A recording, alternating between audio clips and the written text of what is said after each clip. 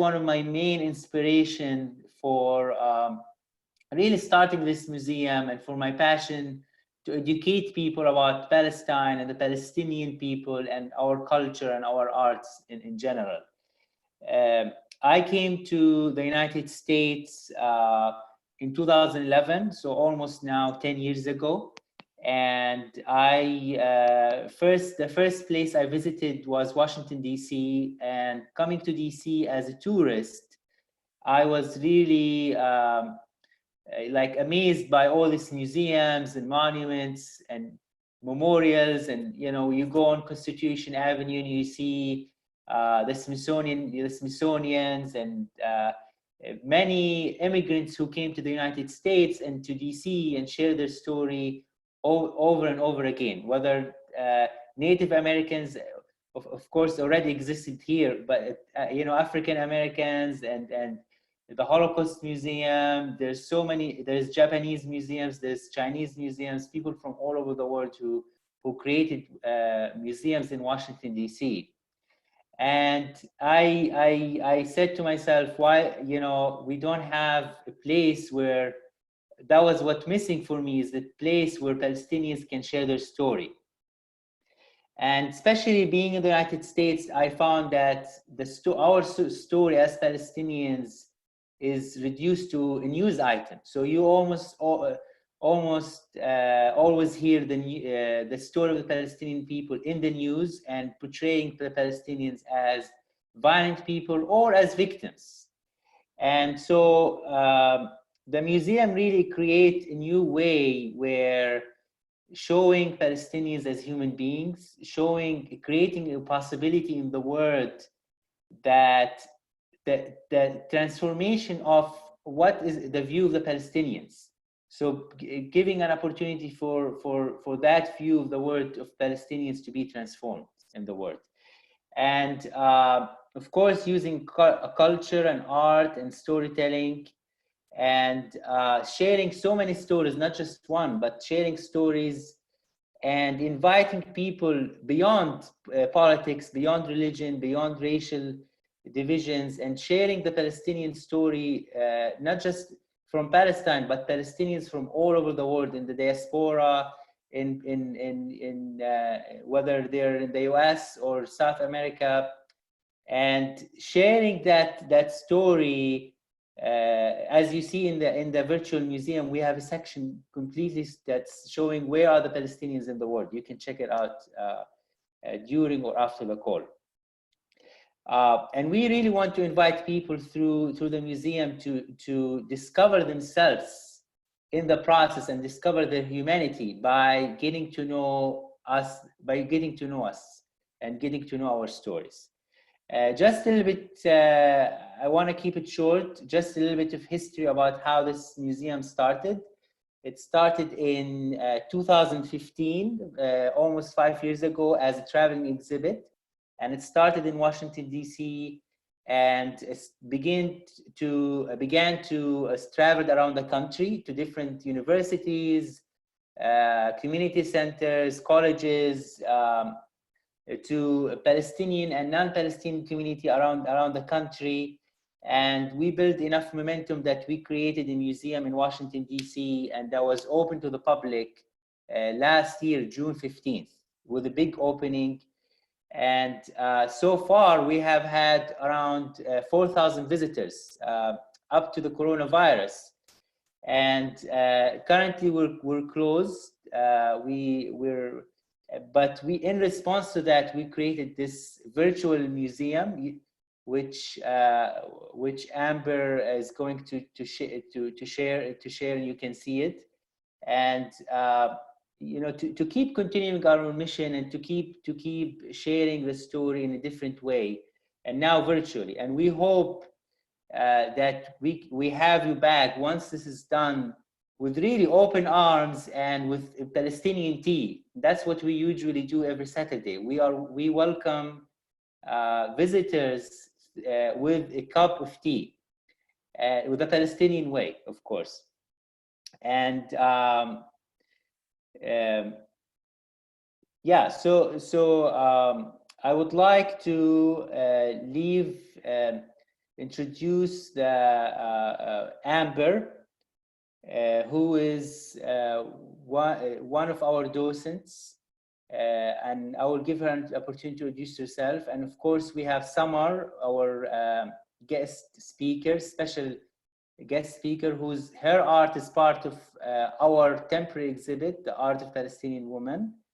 And she will be joining us. Amber was also going to introduce Samar later on in the conversation, and she will be with us for the rest of the call. And we will have first an introduction of the museum, the introductions of the exhibits, and then we will give Samar an opportunity to share her story.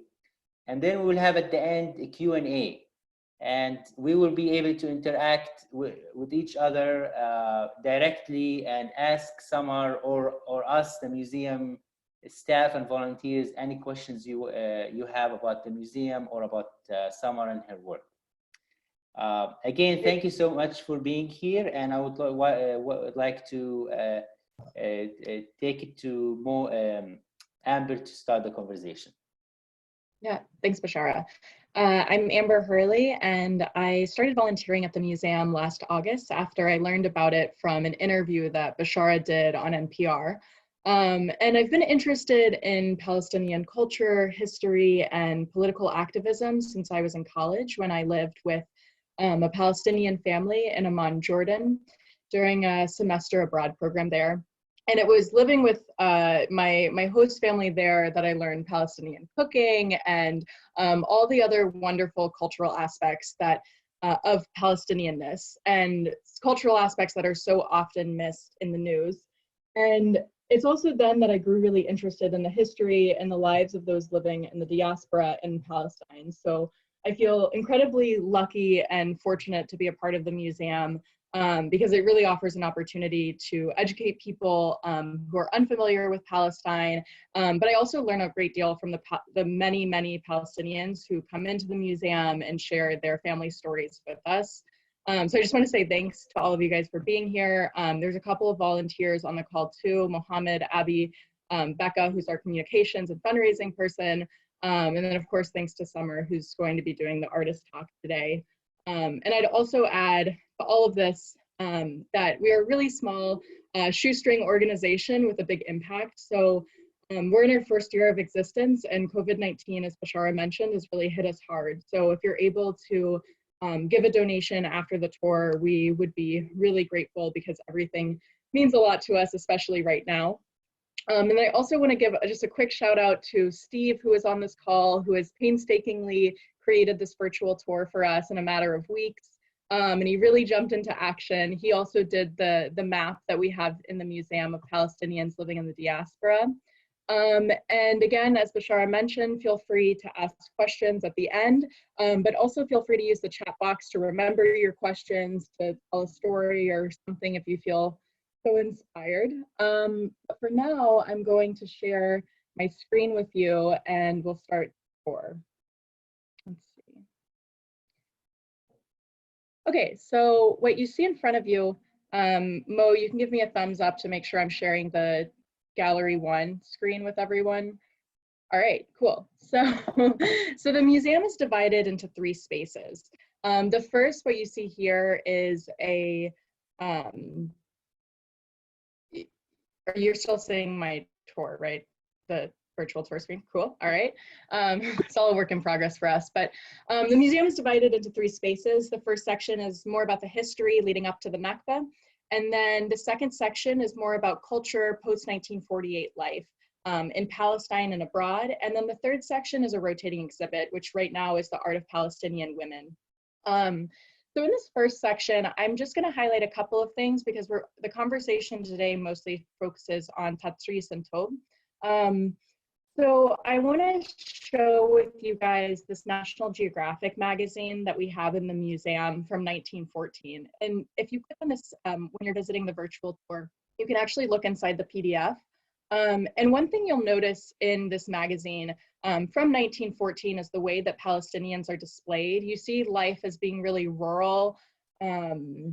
You see the land as being not densely populated. You don't really see any economy in these photos. And I think that one of the things we do at the museum is about how the Palestinian narrative has been applied to Palestinians rather than them being able to broadcast their narrative to other people. And the museum is really a reclaiming of that. So we actually juxtapose this National Geographic magazine with these photographs in the corridor. And these photographs are taken from the same time period, but they show a really different life. I'm just gonna highlight this photo here, which shows a bride and groom in Bethlehem celebrating their marriage by doing this traditional activity of laying a leaf and yeast on top of each other above the door. If the leaves if they stay there, then you're going to have a good, happy, and long marriage. If they fall, maybe not. So, you know, we juxtapose this this narrative seen in the National Geographic magazine by these moments of joy and excitement. And then we also have a couple of other photographs, which we'll eventually add to the virtual tour too, showing people trading, showing a marketplace, and showing these other sorts of aspects of Palestinian life during the same time period. And then I'll just give you a little bit of a look around here. In this area, you can see, I'm gonna move this over here. In this area, you can see more information about the Nakba and the expulsion of over 700,000 Palestinians from their land in 1947 and 1948. And then we also have this really interesting wall here that talks about identification cards and passports. But I want to focus our talk today on the second gallery and specifically look at Tatris.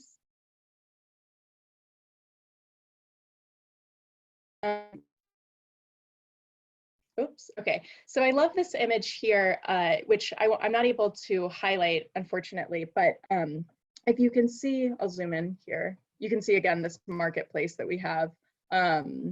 But you can see these women doing tatris, which is essentially Palestinian embroidery or needlework. And tatris originated in Palestine over 3,000 years ago. And I think of tatris like so many other things in Palestinian life as simplicity. Tatri, when it's worn on thobe, is worn on your body, and so, but most importantly, it's an art form by women for women, and it's a craft passed down from mothers to their daughters. And so tatris can really tell us the stories of Palestinian history, resistance in the past, and also contemporary resistance. Tatris, what the women are doing here, combines patterns to create traditional motifs. And when we talk about tatris, we have to acknowledge that it has its own language and dialects of its own. So it's long been a way for women to broadcast to others who they are and what makes them them. So the kind of motifs in Ramallah are different than those in Akko. They're different from those in Bethlehem. So before the Nakba, these differences were really substantial, right? You could very much tell the difference between these different regions and these different motifs. But over time, tatris has changed as Palestinian life has changed. You can also see in tatris motifs symbols of marital status that were integrated into people's thobes. And like I said earlier, you can see the differences between regions. So for example, women from Beit Dajan, a village really famous for its orange orchards, they would embroider orange blossoms onto their thobe. So you might also embroider cypress trees between your orange blossoms to indicate the boundary between the trees and the orchard. So you get a feel for a person based off of they have made for themselves or has been made for them. And here at the museum, we have 6 illustrations of tatris. One of them fell off the wall as we were taking this photo. So, and that's actually the one I'm going to be highlighting. Sorry, let me try to refresh this page because it looks like we are missing all of the icons. Hey, Amber, this is Steve. You need to clear the browser cache or use a different browser to see the updates that I made yesterday. Oh, okay. This is why we would be nothing without Steve. Let me try.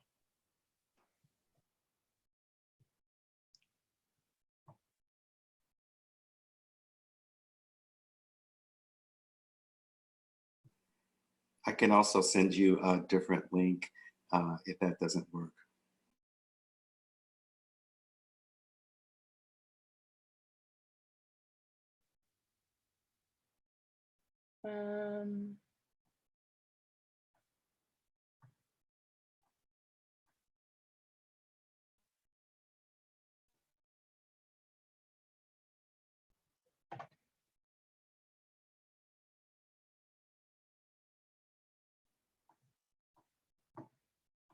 Oh, cool. Thank you, Steve. All right, let's try this.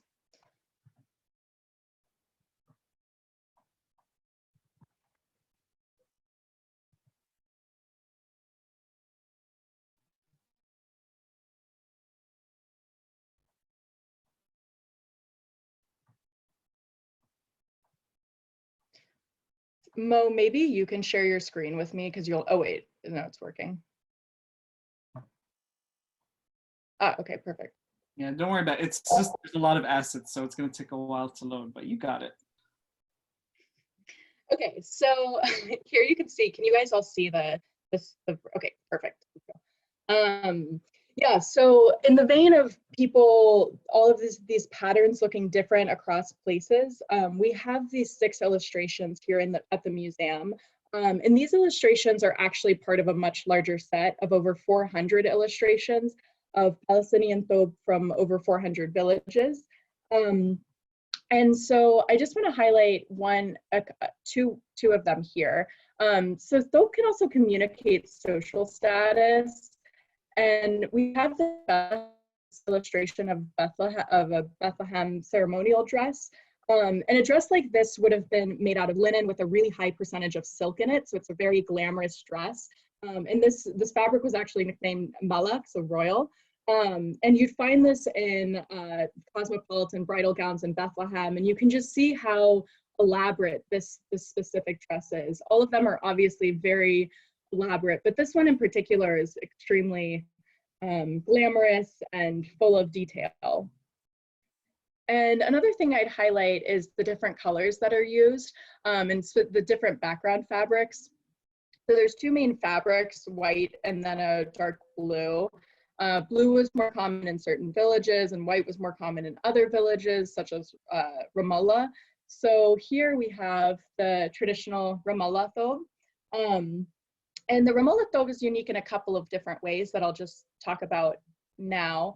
And I'm going to try to annotate them on my screen. So one thing you can notice in this image is the arch that she has here in the chest area. So you can see there's a little V there.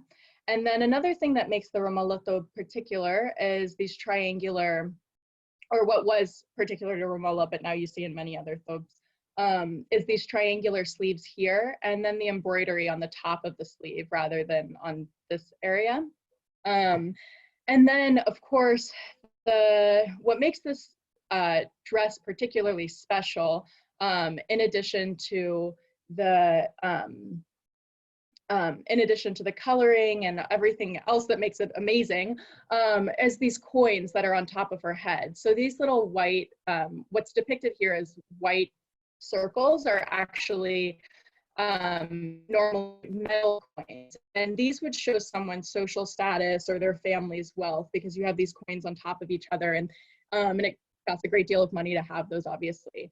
So that's just a couple of things that make this so particular. One other thing I'd highlight about this section and about these in particular, or this thobe in particular, is the significance for Palestinians living in diaspora. So Rashida Tlaib, who was the first Palestinian American congresswoman, when she was sworn into Congress, she wore her I think it was her mother's thobe. And then and across the Middle East and across many Palestinian communities, you had this hashtag that was Tweet My Thobe, and everyone was tweeting their thobe from growing up or their daughters in their thobe, and it was really a celebration of Palestinian life. So these are really significant cultural emblems for people. And then again, when the Democratic women of the House wore suffragette white during the State of the Union this year, Rashida Tlaib wore that a thobe very similar to what you see here. Now, when we talk about Tatsris, we often talk about the, just one second. We often talk about the needlework And we talk about the needlework being on dresses, but it's not just dresses. You see tatris on mirrors, on trays with that carry tea on them. You see tatris on purses and handbags and wallets and iPhone cases nowadays. But there's also, and I'll just highlight this, this is a wall hanging, but you can see here there's cypress trees, there's wheat, and then flour from the area that this tatris is from. So you see again the motifs here. But there's also a political history that runs, I'm gonna highlight this photo that I wasn't able to view earlier. There's also a political history that runs alongside and intersects with tatris and with hope.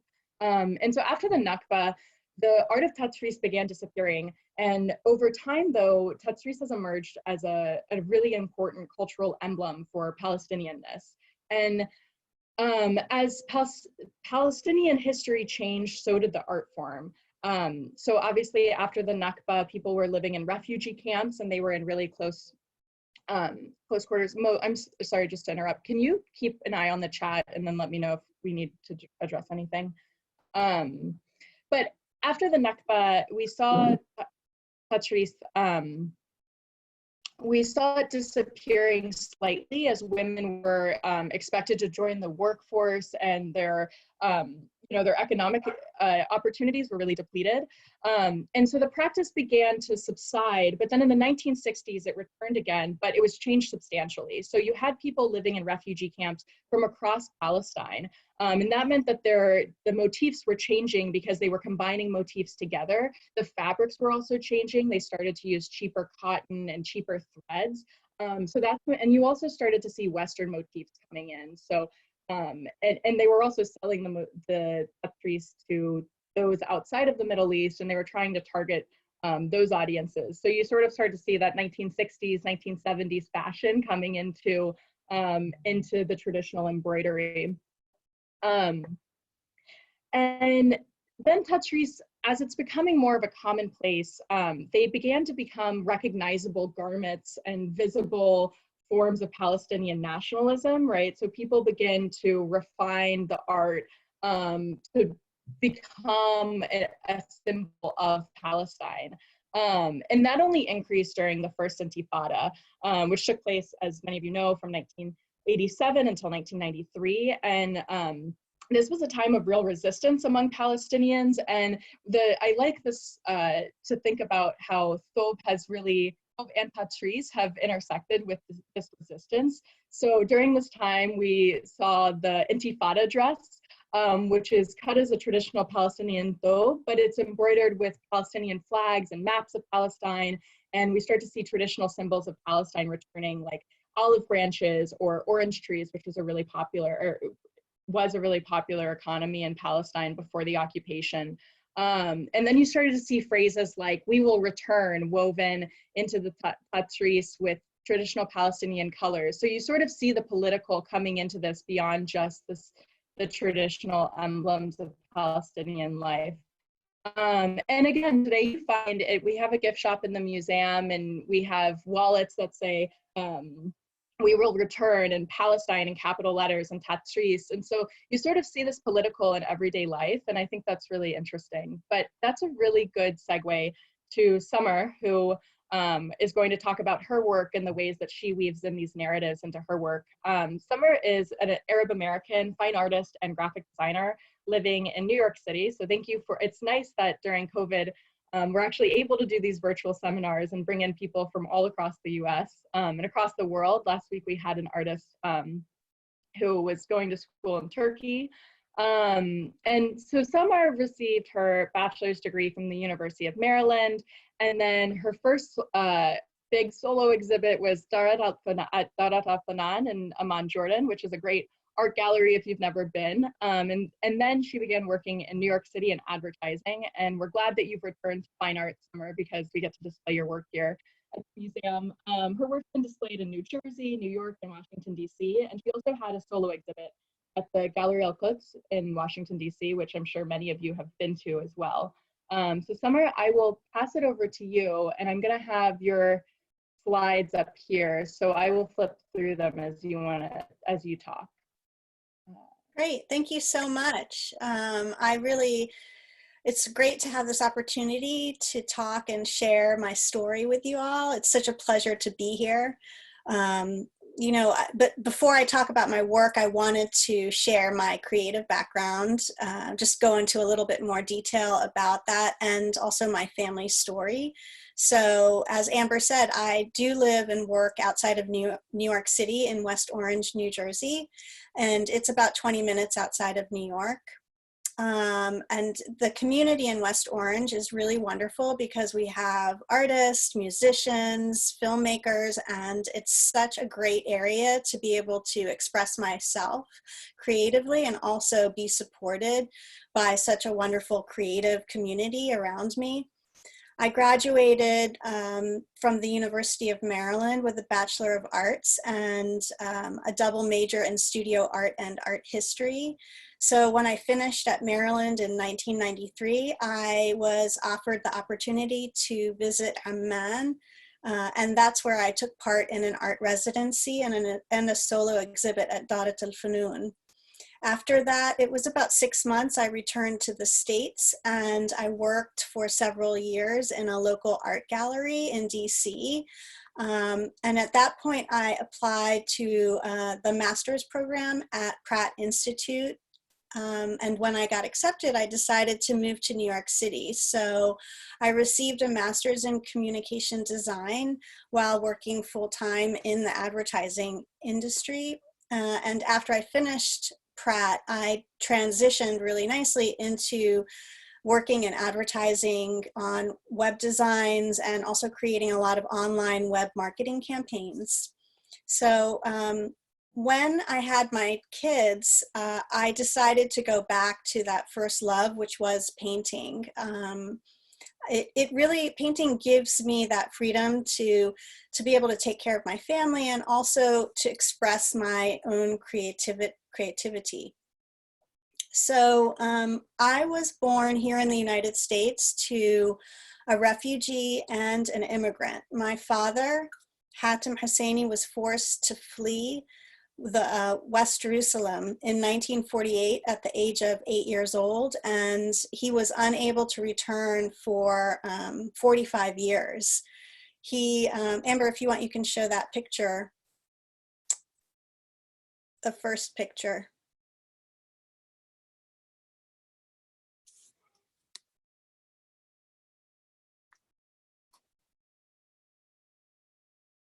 It's a photograph of my father's family. So that's my dad in the background standing with my grandfather, Isaac Hussaini. And then Alwiya Hussaini is his wife. And then my aunt Nawar and my uncle Bishir. So they actually all fled to Syria and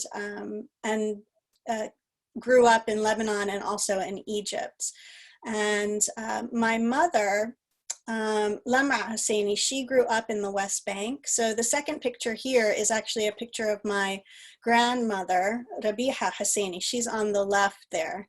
And after marrying my father, she joined him in the United States in the late 1960s.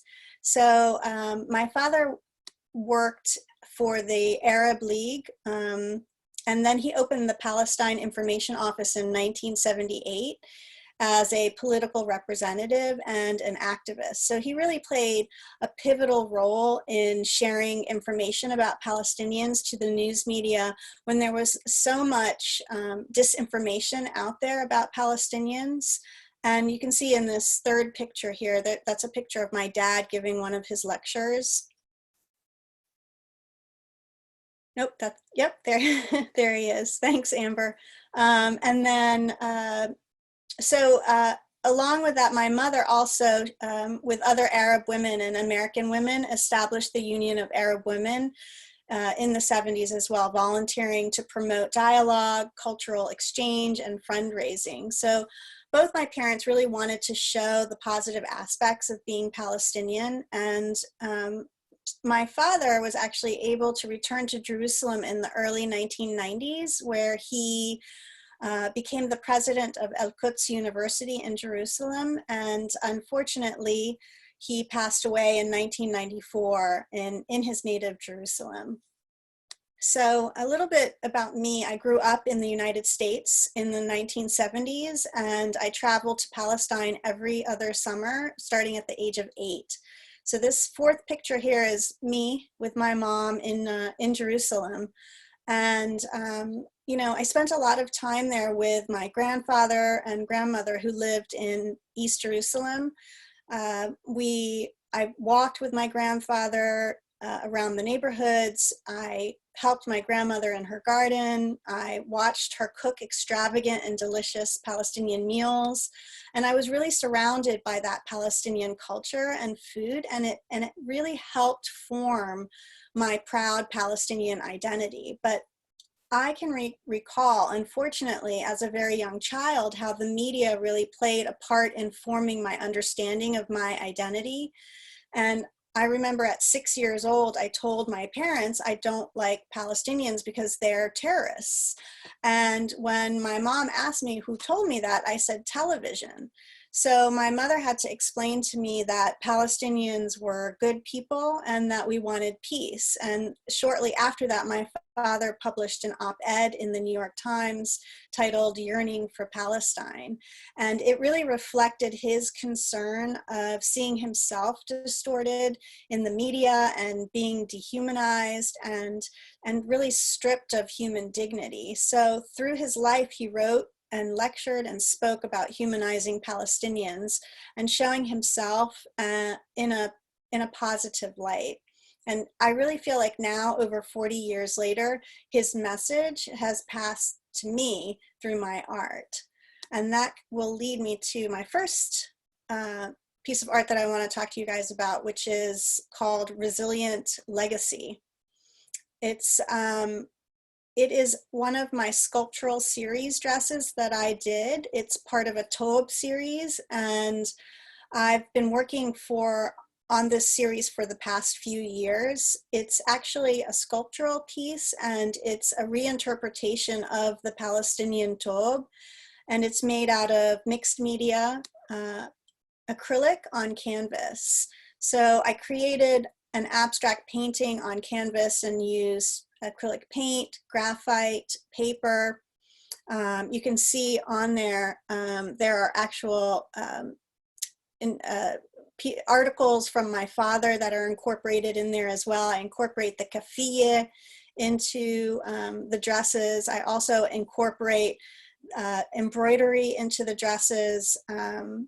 And I really wanted it to represent being able to speak to that empathy and humanizing Palestinians so that I could hopefully have people hear what the Palestinians represent in a positive light and hopefully grow from that understanding. So this dress series really represents my own narrative as a Palestinian living during the diaspora. And then in the next image, it's actually a life-size adult dress, and it's called Rise. It's a Tob, and I really wanted I made it this large because I really wanted you to take notice of the absence of that human form. And I wanted it to address the resilience of Palestinian identity and ask that question: without a country or a homeland, how does one's cultural identity survive? So the sculpture really references a rich, positive Palestinian history and a very vibrant culture in that face of adversity, with also the ability to overcome hardships. And rather than the distorted narrative that's always being portrayed in the media about Palestinians, I wanted to find a way to preserve that Palestinian practice that's passed down from mother to daughter and reinterpret those traditions in the present day. So the next image is called Personal Reflections. It's an actual painting. The one before that, yep, there it goes. It's a painting on canvas, and it's an abstract mixed media acrylic painting, and I wanted it to explore the tension and the conflict with all of the overlapping layers of color, and there's a lot of mark making in there, as well as stitching, and I really tried to create a visual harmony. The details and traditional elements like the embroidered cross stitch and the Arabic graphic symbols, they speak to creating an empathy and humanizing a culture while also recalling an identity and way of life that's being systematically eradicated. I think also when you step back away from it, I really wanted people to see the work as a whole, that the abstract portrayal of my own personal narrative and how it embodies a continuing aspiration and an embrace of hope. And then finally, I have the kaftan, which is a reinterpretation of the tob for me. It's a wearable art. So it's the kaftan, it's redesigned as a traditional tob using my art. And I wanted to share that practice of self-expression and identity that was passed down from Palestinian generation to generation. And I wanted to reinterpret it for a new generation. So really, my paintings are all about sharing my own story and showing Palestinian culture in a positive light. I want to challenge the viewer with thought-provoking ideas of dialogue, and at the same time show the challenges and enriching distinctions of being Palestinian American. And I'm really very proud. I've always been proud to be Palestinian, and I'm happy to be able to share my experience and culture through my art.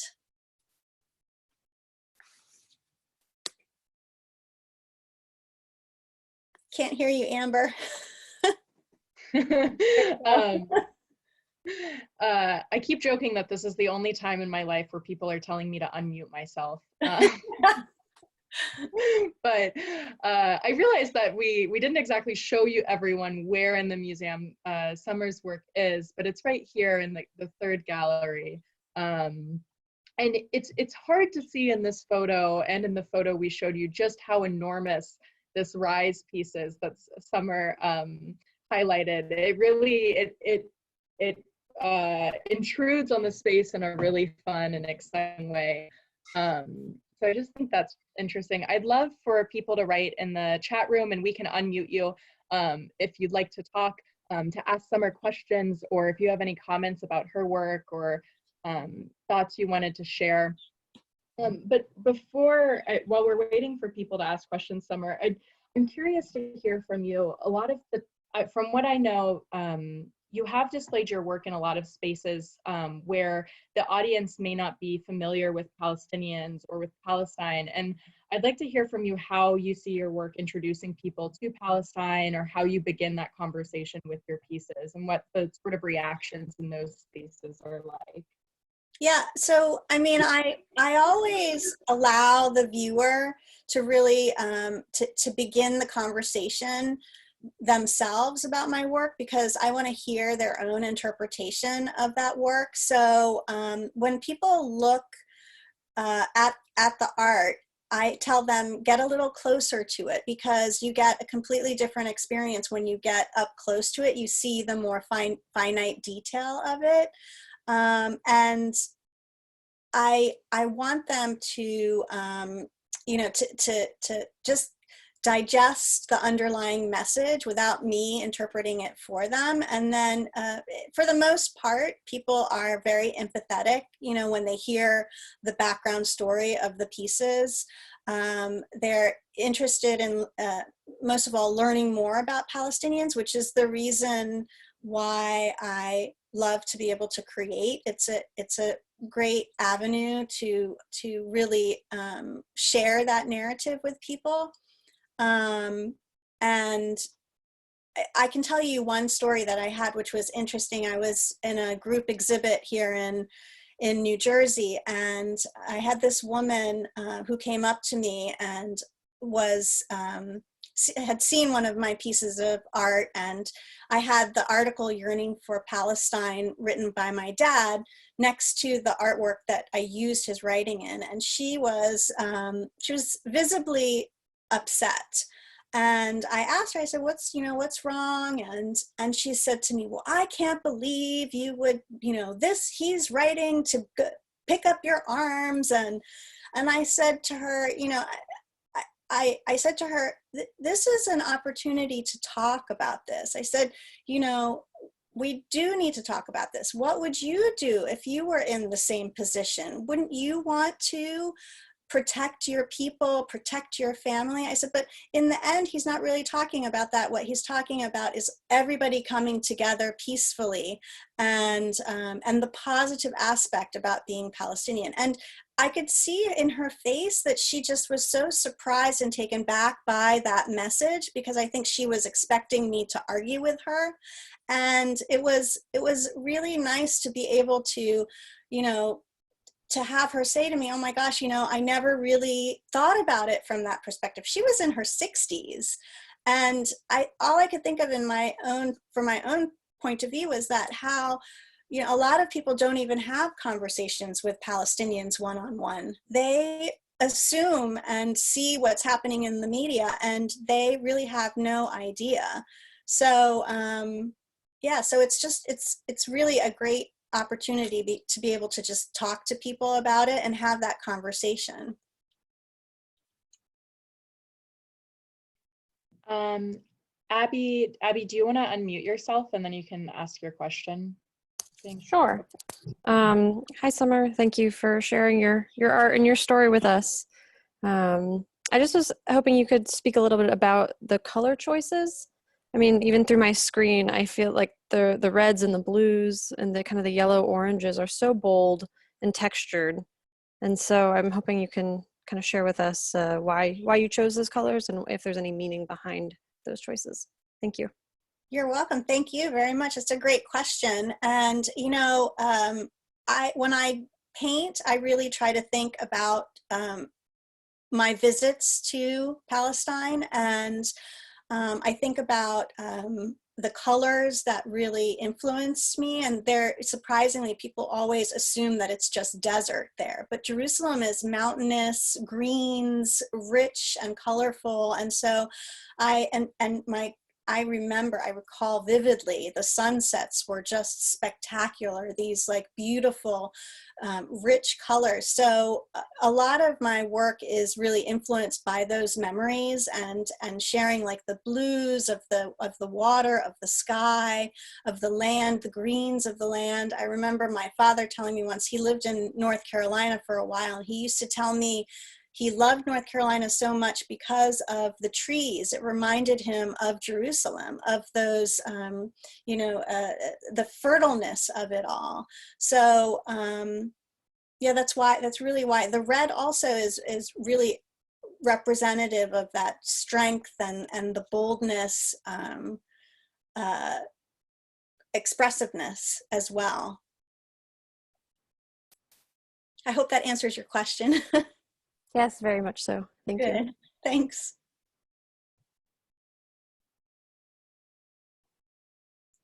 I had a question. Thank you again, Samar. Your talk was amazing, and I love your pieces. They're like some of my favorite in the museum. But my question is, are there any artists that might have inspired you to, your current line of work, and how would you like to be seen as an inspiration to future Palestinian generations or Palestinians interested in getting into art? Mo, thank you. That was a really good question too. And, I always, my first reaction is to go to the American abstract. But I really have been influenced so much by Palestinian artists. And there's artists like Samia Halabi, who is just one of the most beautiful, her pieces, her abstracts, her use of color, amazing. I've had the the opportunity to meet with her, and I actually interviewed her for an organization here in Washington, in New York, and that was really great. And also Leila Shawa, she's an amazing artist. Rana Bishara is a great artist who just visually, and the way that she thinks, her ideas, her big ideas, just amazing. And also mixed media. Rana has this way of using the things that are around her rather than just using paints. She uses everything around her, which is sculpturally and through her paintings, which I love to use all those different layers in my pieces. And Kamal Bolata is really great. And also, I think this harkens back to my design days, is Raji Cook, who is an amazing graphic designer in advertising, and just the way that he thinks and his ideas are just phenomenal to me. So all of those things, I believe 100% that design experience that I had at Pratt and growing up and really working in advertising helped me so much with my own art too, because it allowed me to be able to not only speak about my work with people, but it also, encouraged me to take steps back from my art, to look at it from a design point of view and how things were working and how things aren't working, which you really get a lot of that in advertising as well. Cool, thank you so much. Yeah, I mean, I could say like that is a really great way of saying, like, that an artist, you're like an artist who really pays attention, is really in tune with the people that you want to experience your art. You're really, you're concerned about that. So I really like that. Thanks, Mo. Anytime. Hope to see you again soon. Yeah. In person. So. Well, I'll add, you mentioned Samia Halabi, and we actually have a piece from Samia Halabi in the museum. And we also have Samia highlighted if people are interested after the tour to visit the Making Their Mark website that we made. And it's on this page, I'll just show you here, where you can see different Palestinian Americans and their contributions to their field. So we have Samia Halabi highlighted here, and many, many other Palestinian Americans who have, there's Samia Halabi again. So if you're interested after the tour and visiting that page, that's a great way to learn more about her work. And it's great to hear that she was an inspiration to you. Oh yeah, for sure. She, not only that, she's a teacher. She exudes teaching and wanting knowledge and wanting to share that with people, which I think is so important.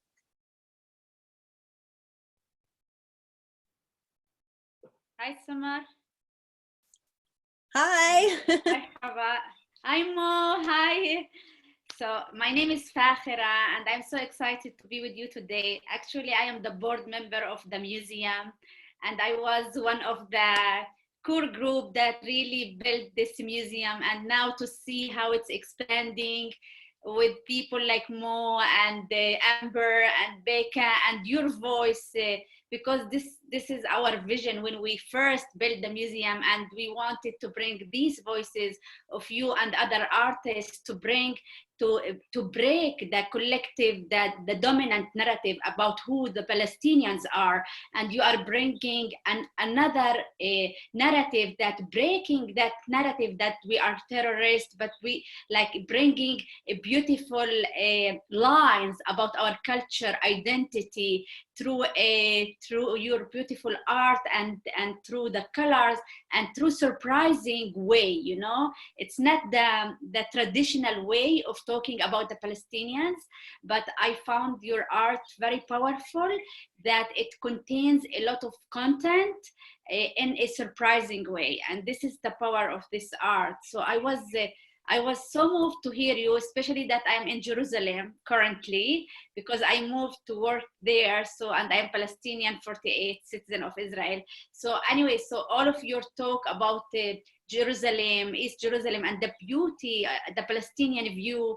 So I can feel it through your talk today. So thank you so much. And thank you for adding this beautiful feature to the narrative of the museum, by your art. So it's beautiful. Oh my goodness, thank you so much. شكرا لإلي. And Rana Bshara is my close friend, so I love her art, and her art is about resistance. So so this is her main art. So hopefully one day we can do some collaboration between all of these of you, with her. We'll see. Absolutely, that would be wonderful. She is definitely an amazing, powerful woman, for sure. Yes. Thank you so much for adding a meaningful feature about the Palestinians through your art in the museum. Thank you. Here, Bshara, Marhaba Bshara, and thank you all for joining today. Oh my God, like it's beautiful to see. Thank you, now Fakhra. Thanks, Shukran. Is there questions from the audience to Samar or about the museum, or anything that, or even comments that they would like to share with us? Judith? I just wondered if there are, I know this was traditional art, but I wondered if there are women doing, or men doing this kind of art today, making dresses with the beautiful embroidery, or any other. That's a great question, Judith. Thank you. And I actually did leave one person out of that list, and that's Jordan Nasser, who is a Palestinian American. And if you look him up, he does these beautiful embroidered, they're paintings, but it's all cross-stitch. So it's traditional embroidery that is really, you talk about innovative and reinterpreting of that tradition. He does these embroidered landscapes using that cross-stitch. So I would highly recommend that you take a look at that if you can. There's also men not in the art space who are doing embroidery on clothing and that sort of thing. And you see that especially in Gaza, but also in some of the refugee camps in Jordan and places that are trying to market and sell these sorts of traditional goods. So there are definitely men doing this, to add on to what Samar said. I'd also add that there was a refugee, we had an artist, he was an influencer, I think, who came to the museum, and he showed me pictures from Ain al-Halwi refugee camp where they were taking, he's a street artist, he does murals and graffiti, and they were taking his designs and weaving them in as needlework, as tatriz, and I thought that was incredible. So really like to see that mashup again in the future, maybe taking, graffiti or street art and weaving it into something as traditional as tatriz to send a message and to speak to the cross-generational endurance of the Palestinian cause, of the Al-Diyi. So.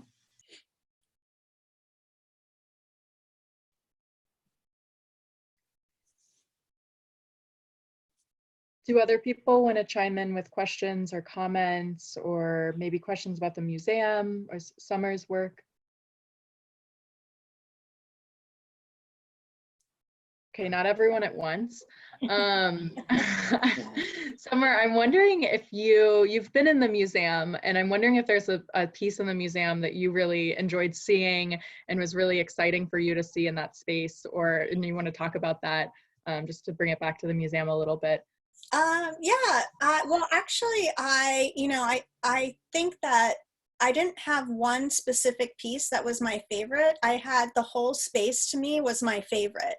Right? Having that space that is dedicated to not only just the historical aspects of Palestine, but also the modern creativity part of it was just very moving for me personally. And I think it resonates also with me and with a lot of people too. So yeah, it's the whole Palestinian museum that I love.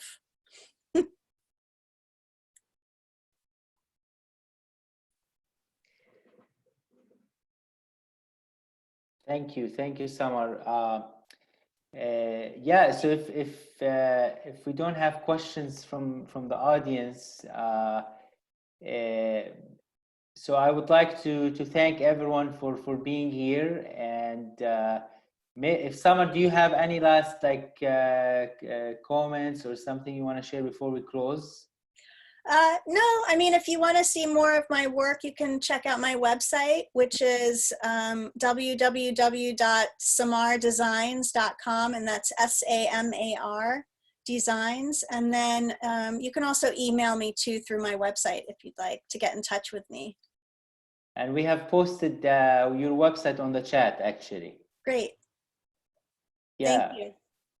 So I mean, I really do want to thank you guys, because this is a great opportunity, especially now with the not being able to get out, to be able to talk to people and to keep the conversation going is really wonderful. So I thank everybody, the whole team at the museum, Bishara, you too. Like, it's been great working with you guys, and I wanted to thank everybody. And thank you all for coming and joining us too. And Samar, this is Steve, the web developer. I just want to tell you, anytime I need to do something with your work, I just love it, because it's so fun just to look at it and to enjoy it. So really appreciate that part of it. Great.